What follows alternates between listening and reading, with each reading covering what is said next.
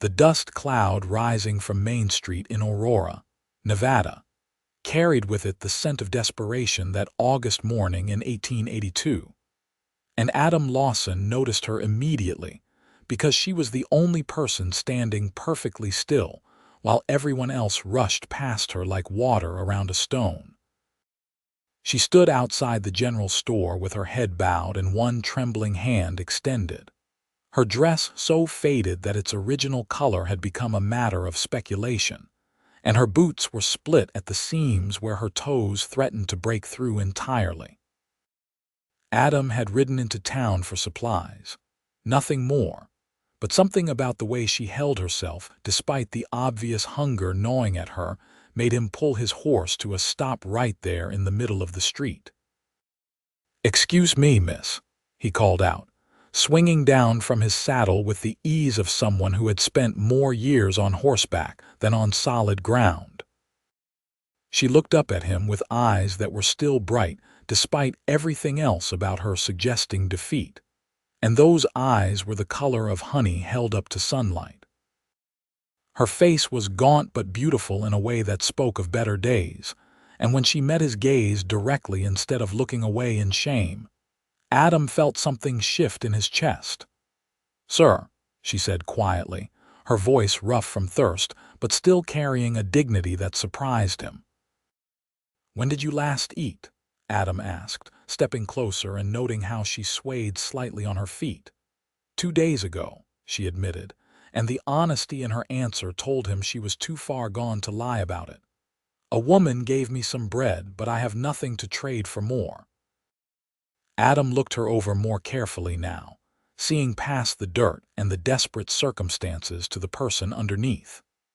She could not have been more than 22 or 23 years old, and everything about her suggested that poverty was a recent visitor rather than a lifelong companion.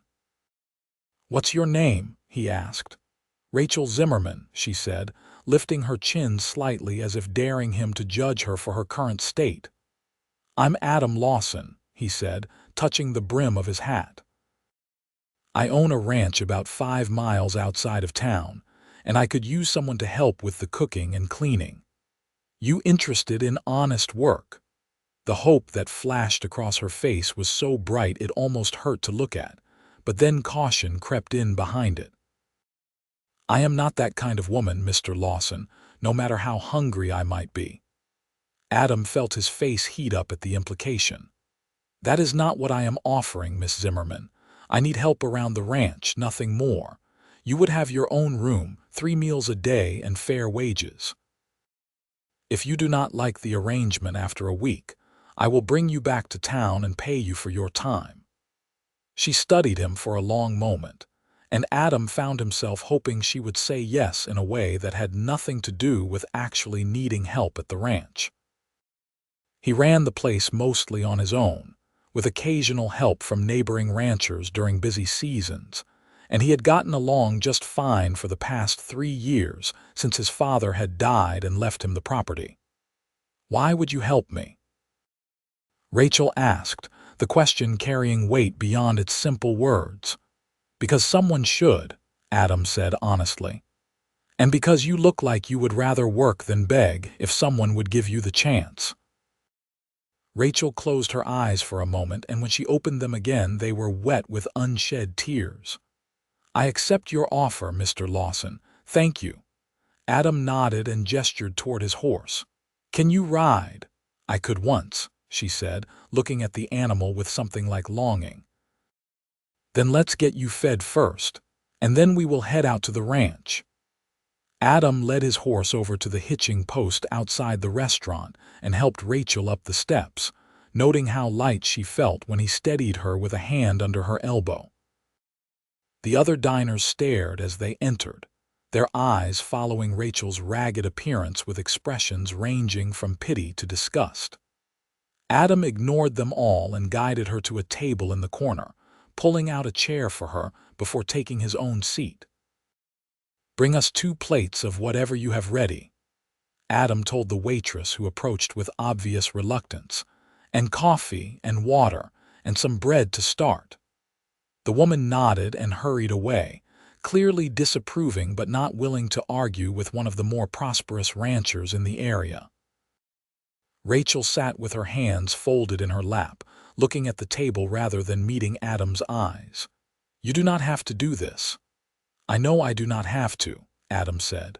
"I want to.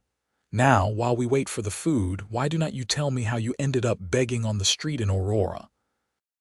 She took a shaky breath, and Adam could see her deciding how much to tell him. "My father died 6 months ago. He was a surveyor, and we moved around a lot for his work. We came to Nevada last year, and he was doing well until he got sick. The fever took him in 3 days." "I am sorry," Adam said, and meant it. "We had some money saved, but the doctor bills and the funeral took most of it. I tried to find work, but no one in Virginia City would hire a woman alone without references.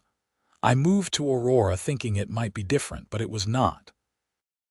Rachel's voice remained steady, but her hands were trembling in her lap. "I sold everything I could, and when the money ran out, I started asking for help. That was a week ago." The waitress returned with bread and water, setting both down with a little more force than necessary. Rachel reached for the water first, drinking it slowly despite what must have been a raging thirst, and Adam appreciated the control that required. "Eat slowly," he advised as she took a piece of bread. "You will make yourself sick otherwise." Rachel nodded and forced herself to take small bites, even though he could see she wanted to devour the entire loaf. They sat in silence while she ate, and Adam found himself watching her with a curiosity that went beyond simple compassion. There was something about her that suggested strength underneath the current weakness, like a green shoot pushing up through drought-hardened soil. When the main meal arrived, Rachel ate with more control, and some color started to return to her cheeks. Adam ate his own food but kept most of his attention on her, ready to catch her if she fainted or became ill. "Better?" he asked when she finally set down her fork. "Much better," Rachel said, and this time when she met his eyes, there was a hint of a smile on her lips. "Thank you, Mr. Lawson." "Call me Adam," he said. "If you are going to be working at the ranch, we might as well be on friendly terms." "Then you should call me Rachel," she said, and the smile grew a little wider. They finished the meal and Adam paid the bill, ignoring the way the waitress counted out his change with obvious disdain for his choice of dining companion. He helped Rachel back outside and retrieved his horse, then lifted her up into the saddle with an ease that made her gasp slightly. "I will walk," he said, taking the reins and starting down the street. "It is not far, and the horse should not carry double after standing in the sun." Rachel looked like she wanted to protest, but was too tired to actually do so. She gripped the saddle horn with both hands and focused on staying upright as they made their way out of town. The ride to the ranch took them through open country that was beautiful in its harsh way, all sagebrush and scattered pine with the mountains rising blue and distant to the west. Adam kept up a steady pace, checking on Rachel periodically to make sure she was managing. She seemed to gain strength as they went, sitting up straighter and looking around with obvious interest. "It is beautiful out here," she said at one point. "It is," Adam agreed. "Hard country but honest. It does not pretend to be anything other than what it is." When the ranch came into view, Rachel made a small sound of surprise. "This is all yours, mine and the bank's," Adam said with a slight smile, "but I am working on changing that ratio. My father built this place up from nothing, and I intend to keep it going." The ranch house was modest but well-maintained, a 2-story structure with a wide porch and a solid barn behind it. There were several smaller outbuildings, corrals with good fencing, and a windmill turning lazily in the afternoon breeze. Everything spoke of someone who took pride in their work and did not cut corners. Adam helped Rachel down from the horse and led her up to the house. pushing open the door to reveal a main room that was clean but obviously lacking a woman's touch. The furniture was functional rather than decorative, and while everything was neat, there was a starkness to it that suggested loneliness. "The kitchen is through there," Adam said, pointing to a doorway on the left. "There are 2 bedrooms upstairs and you can have your choice. I usually sleep down here in the back room, so you will have privacy." Rachel walked slowly through the main room, taking everything in with an expression that Adam could not quite read. "This is a good house." "It is home," Adam said. "Let me show you upstairs and you can get settled." The stairs creaked under their feet as they climbed to the 2nd floor. Adam showed her the 2 bedrooms, both of which were furnished simply with a bed, a dresser, and a washstand. One room faced east, catching the morning sun, while the other looked west toward the mountains. "I will take this one," Rachel said, choosing the east-facing room. "I have always liked watching the sunrise." "Good choice," Adam said. "I will bring up some water so you can wash, and there might be some of my mother's old clothes in the trunk in the other room. They should fit you better than what you are wearing now." Rachel looked down at her ragged dress and then back up at Adam with something like embarrassment. "Your mother, she died when I was 12, Adam said. "My father kept her things, and I never had the heart to get rid of them. I think she would be glad to know they were being put to use." He left Rachel to explore her new room and went back downstairs to pump water and heat some on the stove. While he waited for it to warm, he went out to tend to his horse and give Rachel some privacy. The animals in the barn greeted him with their usual chorus of sounds, and he took comfort in the familiar routine of unsaddling his horse and checking on the cattle in the nearby pasture. When he returned to the house with the saddlebags full of supplies, he found Rachel sitting on the porch steps wearing one of his mother's old dresses. It was a simple cotton garment in faded blue, and while it hung a bit loose on Rachel's thin frame, it was infinitely better than the rags she had been wearing before. "The water is hot if you want to wash," Adam said, setting down the saddlebags. "I brought up the trunk with my mother's other things. Take whatever you need." "I do not know how to thank you," Rachel said, standing up slowly as if she still did not quite believe this was real. "You can thank me by getting some rest," Adam said. "Tomorrow will be soon enough to talk about what needs doing around here. For now, just recover your strength." Rachel nodded and went back inside, and Adam busied himself with putting away the supplies and starting on the evening chores. He fed the chickens, checked the vegetable garden that was struggling in the late summer heat, and made sure the cattle had access to the water trough. By the time he finished, the sun was starting to set, painting the sky in shades of orange and red that seemed to set the whole world on fire. He found Rachel in the kitchen when he came back inside, looking through the pantry with a thoughtful expression. "I could make dinner," she offered. "If you show me where everything is." "You should rest," Adam protested. "I have rested," Rachel said firmly. "And I would rather earn my keep than sit idle. Please, let me do this." Adam recognized the need for dignity when he heard it, so he showed her where he kept the staples and the cooking pots, then retreated to the main room to give her space to work. He could hear her moving around the kitchen, the familiar sounds of cooking that he had not heard in this house since his father's death.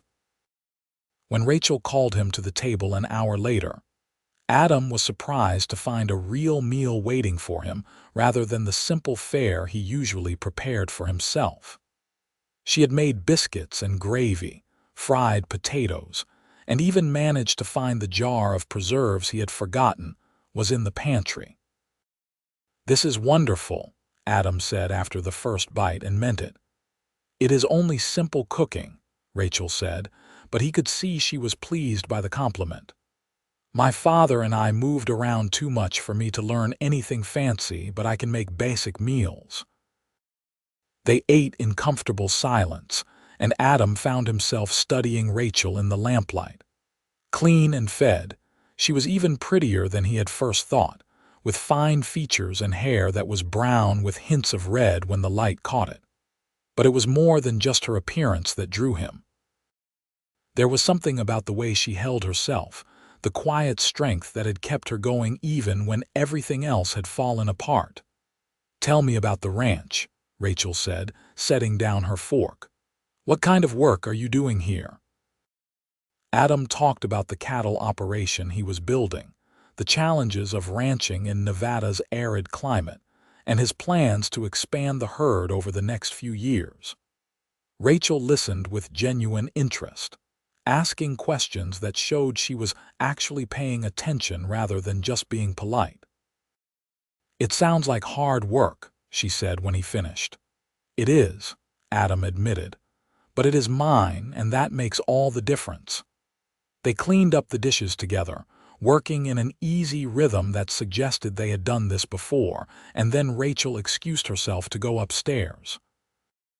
Adam heard her moving around in the room above him as he settled into his father's old chair by the fireplace, and he realized that the house felt different with someone else in it.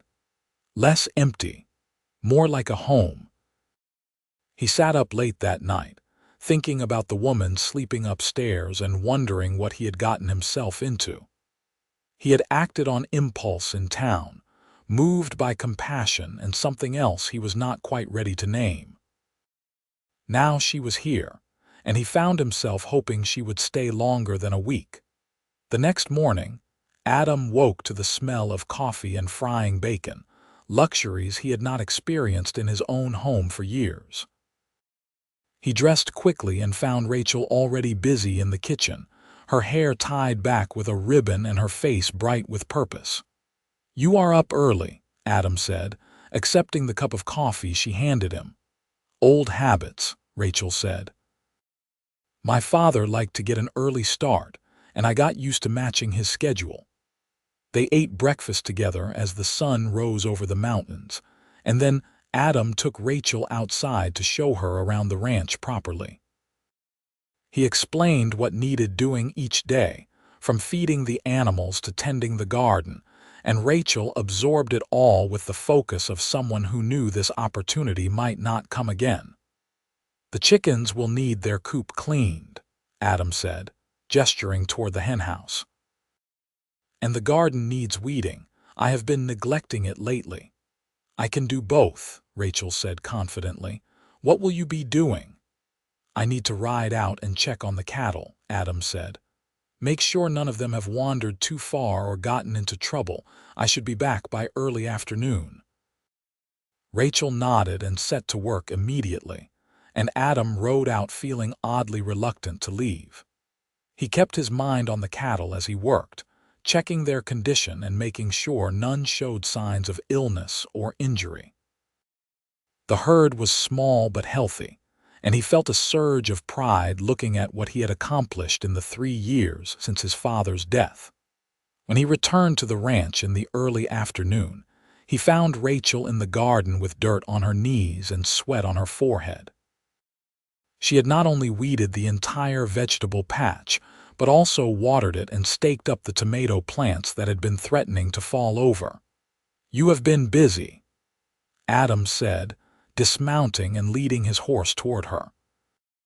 Rachel sat back on her heels and wiped her forehead with the back of her hand, leaving a smudge of dirt across her temple. "It felt good to work. I have been idle for too long." "You need to pace yourself," Adam said, concerned. "You were half-starved just yesterday." "I am stronger than I look," Rachel said, standing up and brushing dirt from her skirt. "And I meant what I said about earning my keep. I will not be a burden to you, Adam."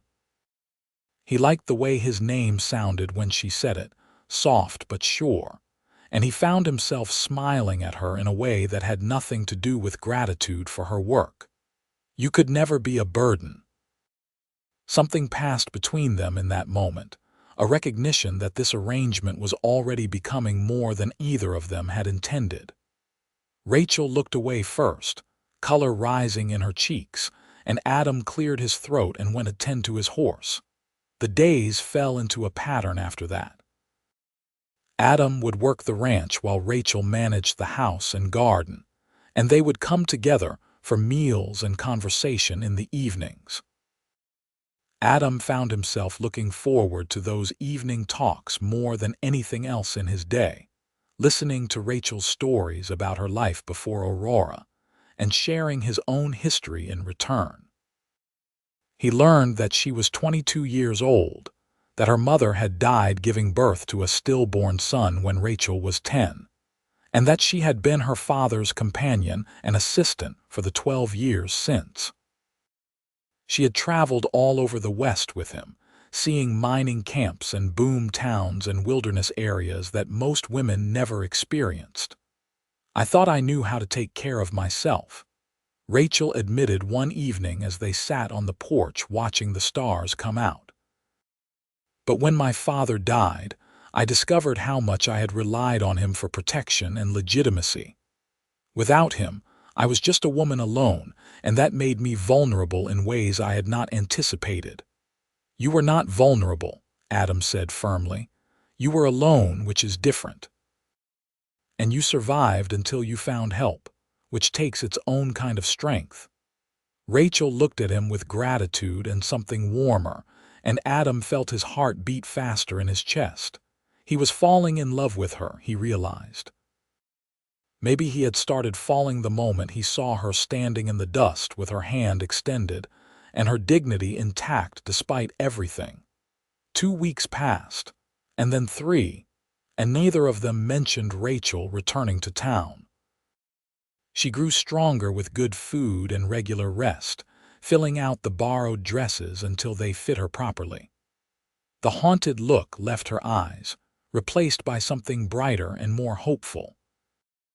Adam found excuses to be near her, helping with tasks she could have managed on her own and lingering over meals, just to hear her voice a little longer. Rachel seemed to welcome his presence, smiling at him in ways that made his breath catch and touching his arm lightly when making a point in conversation.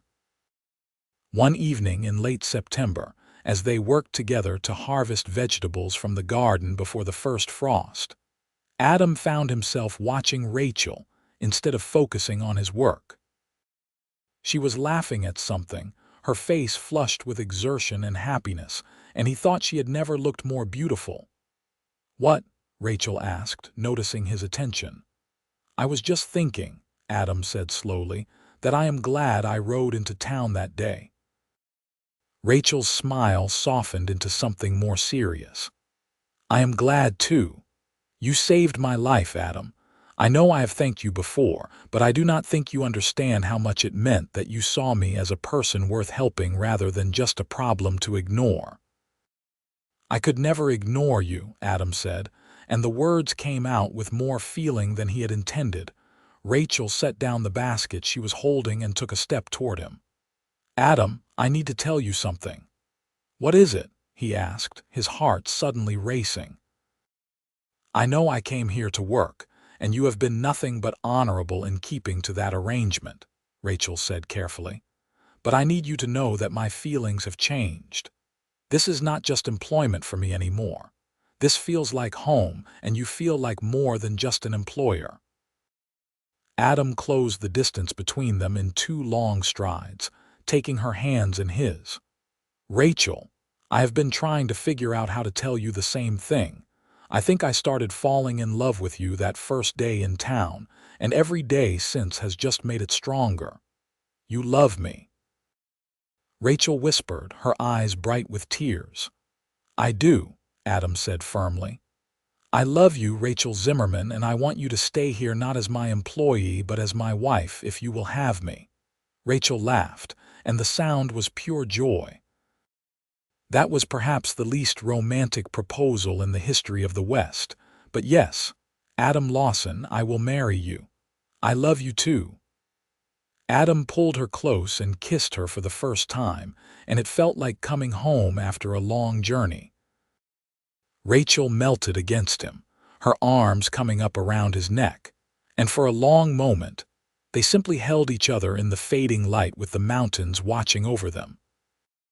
"We should probably court for a while," Rachel said when they finally broke apart, though she made no move to step away from him.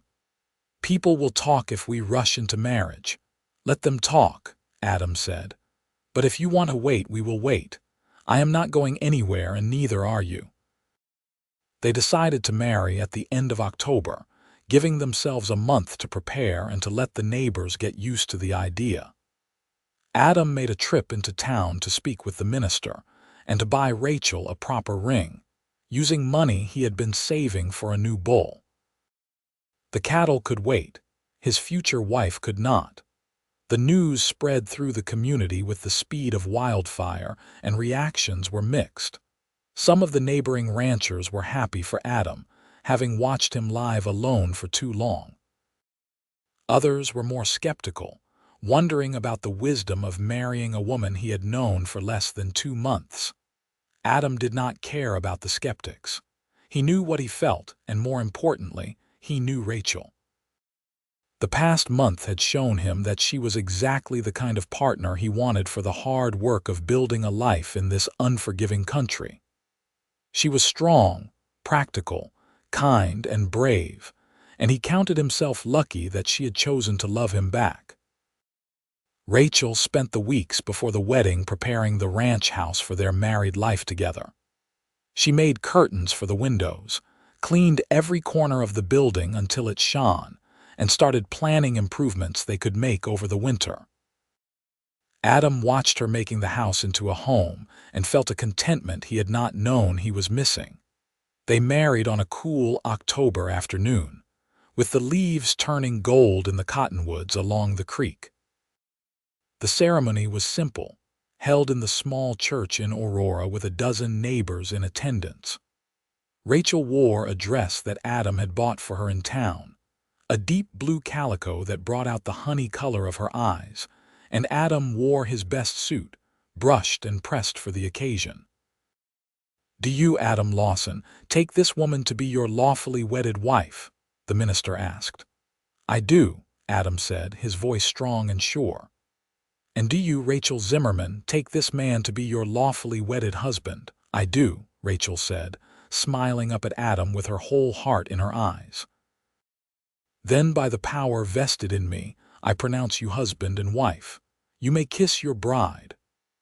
Adam kissed Rachel thoroughly, not caring that they had an audience, and the small gathering applauded.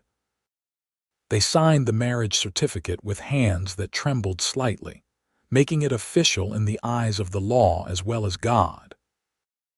The neighbors had arranged a small reception at the church, bringing food and well wishes, and Adam and Rachel spent the afternoon celebrating their union with the community.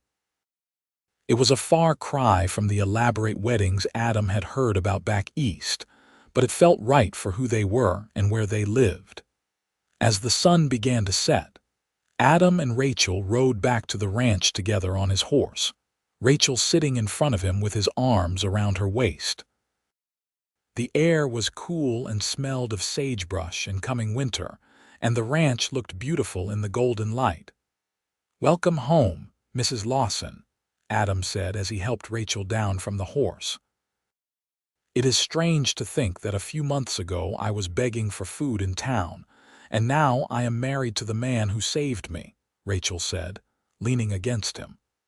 "Sometimes I worry I will wake up and discover this was all a dream."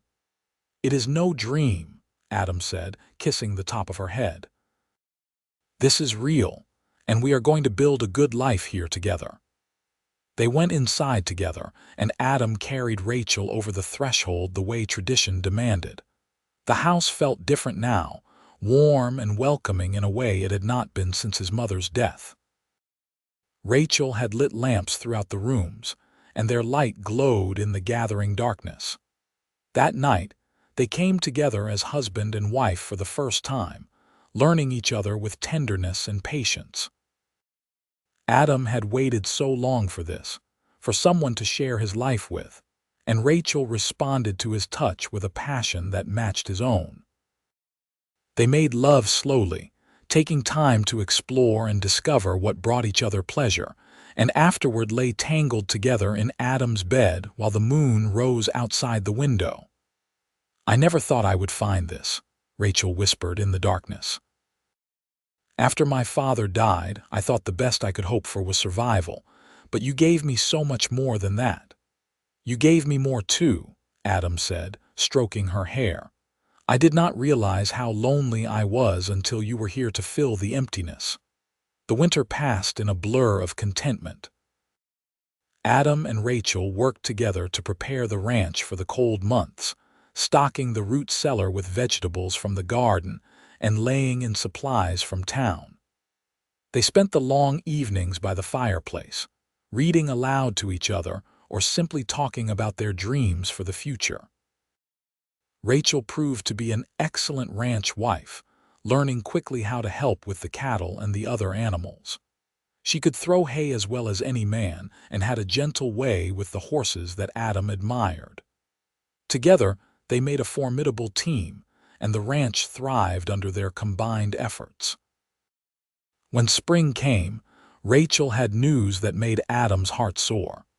She was pregnant, carrying their first child, and the joy of it transformed everything.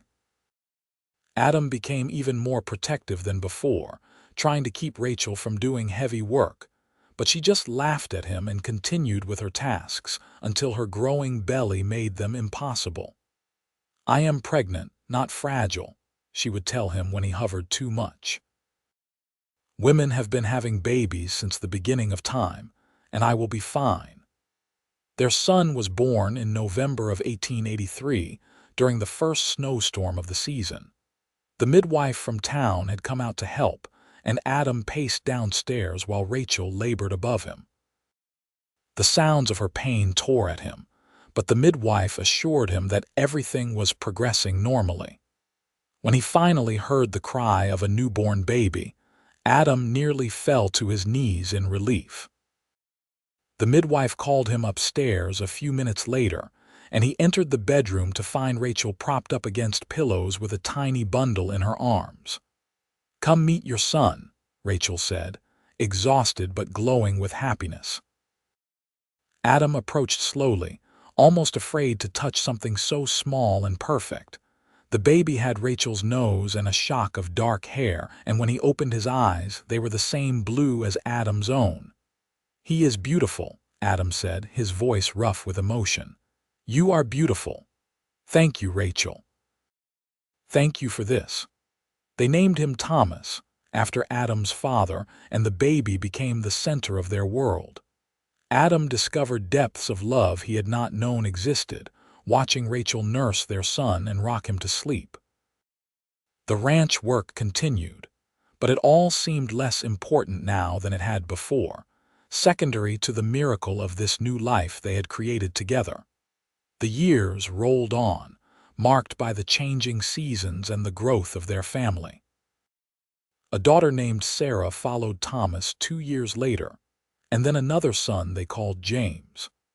The ranch house rang with the sounds of children's laughter, and Adam and Rachel navigated the challenges of raising a family in the harsh Nevada landscape. Money was sometimes tight, and the work was always hard, but they faced it together with the same partnership that had defined their relationship from the beginning. They built additions onto the house as the family grew, dug a new well when the old one ran dry, and slowly paid off the mortgage until the ranch was truly theirs, free and clear. Adam never forgot that first day in Aurora when he had seen Rachel begging for food in the street. Sometimes, on quiet evenings when the children were asleep and they sat together on the porch, he would think about how differently things could have turned out. If he had ridden past without stopping, if Rachel had been too proud to accept his help, if either of them had let fear keep them from admitting their feelings. "What are you thinking about?" Rachel asked one such evening, noticing his reflective mood. "Just about how lucky I am," Adam said, taking her hand. "How easily I could have missed you entirely." "But you did not miss me," Rachel said, squeezing his fingers. You saw me when I needed to be seen, and you offered help when I needed it most. That was not luck, Adam. That was kindness, and it changed both our lives. I love you, Adam said, the words as easy and natural now as breathing, more with each passing year. I love you too, Rachel replied. You saved my life that day, but what you really gave me was a reason to live it. This family, this home, this life we built together. It is more than I ever dreamed possible when I was standing on that street corner with my hand out. As they sat together watching the sunset paint the mountains in shades of purple and gold, Adam reflected on the journey that had brought them here. From desperate strangers to husband and wife, from a lonely rancher and a starving woman to partners building a legacy that would outlast them both. The children grew and eventually brought grandchildren to fill the ranch house with new life. Thomas became a skilled rancher in his own right, taking over more of the daily operations as Adam grew older. Sarah married a neighboring rancher's son, and James went to study law in San Francisco before returning to open a practice in Aurora. Adam and Rachel aged together, their hair going gray and their hands becoming gnarled with arthritis, but the love between them never diminished. They would sit on the porch in the evenings like they had done when they were young, holding hands and remembering the life they had built together from almost nothing. Do you ever regret it? Adam asked one evening when they were both in their 60s. Marrying me so quickly, I mean. Tying yourself to this hard life. Rachel looked at him with the same honey-colored eyes that had first captured his heart, though they were now surrounded by wrinkles earned through years of laughter and tears. Not for a single moment. You gave me everything, Adam. A home, a family, a purpose. I was lost when you found me, and you helped me find myself again. You gave me just as much, Adam insisted. Maybe more. Before you, I was just going through the motions, running the ranch because it was what I knew how to do. You made me want to build something bigger, to create a legacy worth leaving behind. As the years continued to pass, their love story became part of the local lore in Aurora. People would point out the Lawson Ranch when passing by, and tell the story of how Adam had found Rachel begging in town and made her his wife. Some versions of the tale were more romantic than others, but all of them agreed on the essential truth that two people who should have been strangers had found each other and built something lasting. On their 30th wedding anniversary, their children and grandchildren gathered at the ranch for a celebration. The house was full of noise and life, multiple generations coming together to honor the couple who had started it all. There was food and music, stories and laughter, and as Adam looked around at the faces of his descendants, he felt a profound sense of gratitude for the path his life had taken. That night, after everyone else had gone to bed or returned to their own homes, Adam and Rachel sat together on the porch one more time. The stars were bright overhead, undimmed by the glow of city lights that had yet to reach this corner of Nevada. 30 years, Rachel mused. Sometimes it feels like just yesterday that you offered me that meal in town, and sometimes it feels like we have been together forever. Both are true, Adam said. Time is strange that way.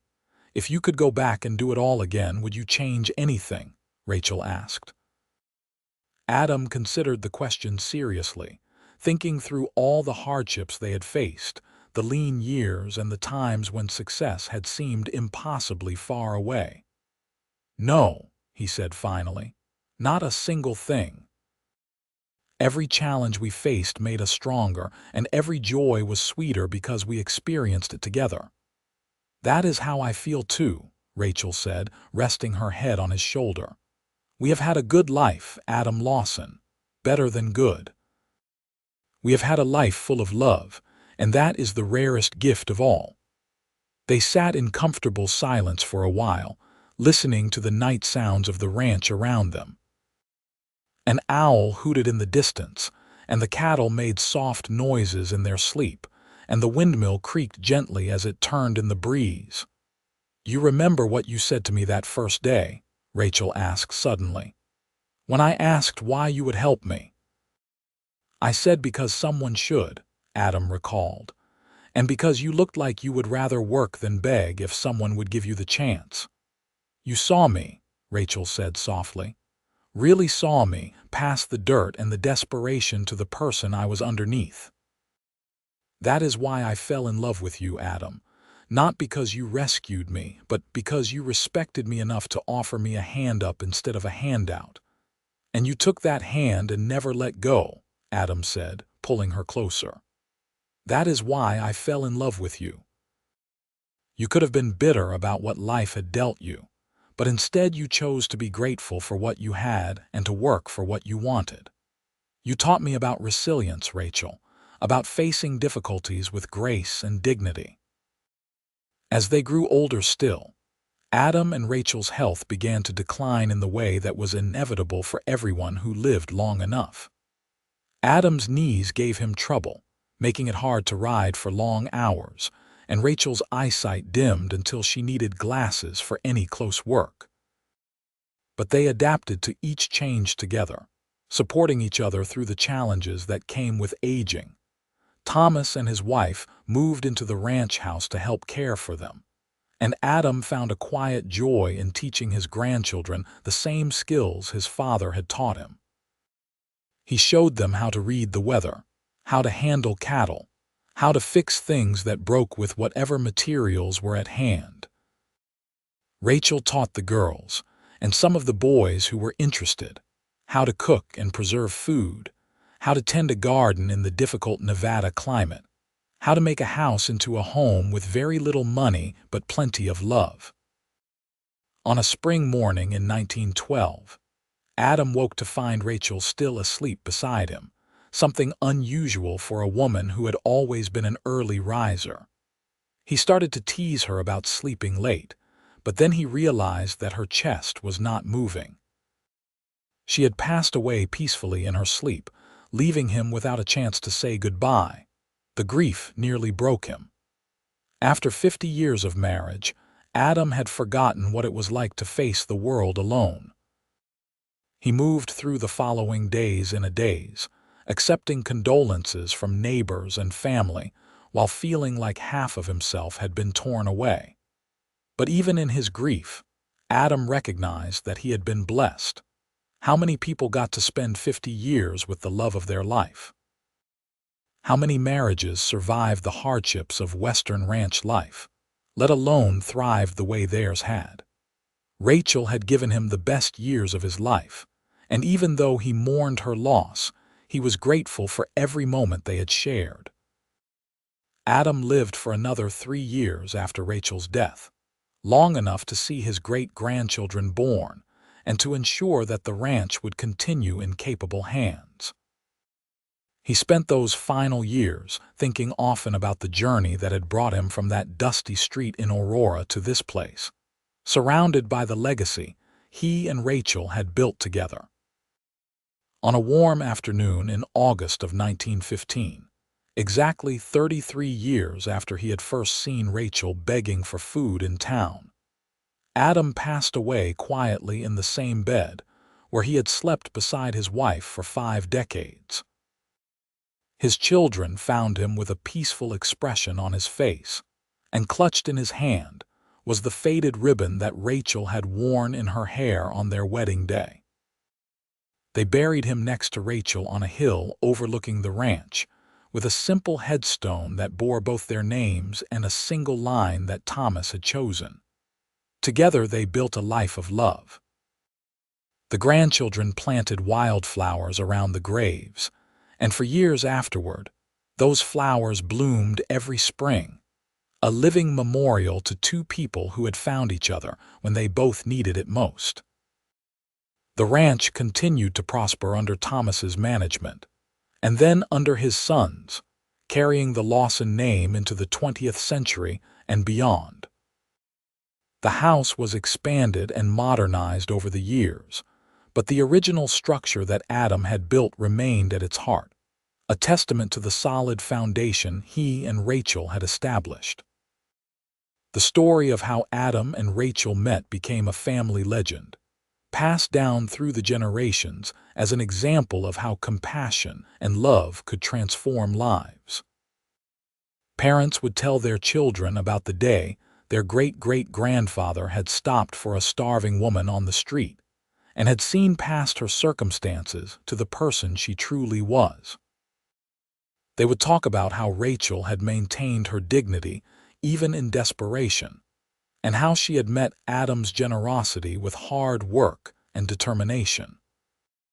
As the decades passed and Aurora evolved from a rough mining town into a quieter community, people would still point out the Lawson Ranch when passing by. They would tell the story of Adam and Rachel, sometimes embellishing the details, but always keeping the essential truth intact. It became a story about kindness rewarded, about love conquering hardship, about two people who had built something lasting out of almost nothing. The ribbon that Adam had held when he died was preserved and passed down through the family, eventually displayed in a shadow box along with their wedding photograph and a few other mementos. Looking at that photograph, at the young couple standing proud and hopeful in their wedding clothes, later generations could see the love that had sustained them through 50 years of marriage and all the challenges that came with building a life in the untamed West. The Lawson Ranch still stood more than a century after Adam first brought Rachel there. The original house now surrounded by newer buildings, but still recognizable to anyone who knew the history. The grandchildren and great-grandchildren and great-great-grandchildren who gathered there for reunions would walk up to the cemetery on the hill and stand before the graves of their ancestors, paying respect to the couple who had started it all. And sometimes, on quiet evenings when the wind blew just right, the current residents of the ranch house would swear they could hear the creak of the porch boards, as if someone were sitting out there watching the sunset like Adam and Rachel had done for so many years. It was a comforting thought, the idea that somehow their love had soaked into the very foundations of the place, becoming part of the land itself. The story of Adam and Rachel Lawson lived on not just in family tales, but in the very existence of the ranch they had built together. Every fence post Adam had set, every garden Rachel had planted, every decision they had made together had shaped the place into what it became. Their love had been practical as well as romantic, expressed through hard work and mutual support as much as through tender words and gestures. In the end, what made their story remarkable was not just that Adam had helped a stranger in need, though that was noteworthy in itself. What made it special was what came after, the way they had chosen each other again and again through all the years of their marriage. The way they had faced droughts and harsh winters, financial difficulties and family crises, always standing together against whatever challenges came their way. Rachel had arrived at the ranch with nothing but the clothes on her back and the strength of her character. Adam had offered her safety and opportunity, but what they had built together was so much more than either of them could have created alone. Their partnership had been the foundation of everything that followed, and the legacy they left behind was not just property and descendants, but an example of what true love could accomplish. Years after both of them had passed, when the last person who had actually known them was also gone, their story still persisted. New generations of Lawsons would visit the ranch and hear about their ancestors, learning about the day in 1882, when everything had changed because one man had chosen compassion over indifference. The lesson their lives taught was simple but profound. Love could grow in the most unlikely places, between the most unlikely people. A desperate woman begging for food and a lonely rancher who stopped to help could become partners who built an empire, raised a family, and loved each other for 50 years. All it took was the courage to see past circumstances to the person underneath, and the willingness to take a chance on something that might not work out, but just might change everything. Adam and Rachel's love story became timeless precisely because it had been so firmly rooted in time and place. They were products of the Wild West era, shaped by its hardships and opportunities, but the love they shared transcended that specific context. Their story could have happened anywhere, anytime, because its core truth was universal. That human connection and compassion could transform lives and create something beautiful, even in the harshest circumstances. The ranch that had begun as Adam's inheritance and become Adam and Rachel's home together eventually became something bigger, a symbol of what could be built when two people committed themselves to a shared vision. The cattle operation grew into one of the most successful in the region. The land was cherished and improved with each passing generation, and the Lawson name became synonymous with integrity and hard work throughout Nevada. But none of that would have happened without that moment on a dusty street in Aurora when Adam Lawson saw Rachel Zimmerman and chose to help. Without that single act of kindness, everything that followed would have unfolded differently. Rachel might have died on the streets or been forced into desperate circumstances to survive. Adam might have lived out his days alone on the ranch, never knowing the joy of partnership and family. The entire sprawling legacy of the Lawson family existed because of a choice made in a moment, a decision to see another person's humanity and respond to it with compassion. That was the real magic of their story, the reason it endured long after they were gone. It reminded people that small acts of kindness could have enormous consequences, that a single choice could change not just one life, but generations of lives. It taught that love could bloom in the most unexpected places, and that true partnership meant supporting each other through whatever challenges came your way. Adam and Rachel Lawson lived good lives and died peacefully, surrounded by the love of their family and secure in the knowledge that they had built something lasting. Their bones rested on the hill overlooking the ranch, but their love lived on in the land they had tended, the family they had raised, and the story that would be told for generations to come. They had found each other when they both needed it most, and together they had created a legacy that would outlive them both, a testament to the transformative power of love and compassion in even the hardest of times.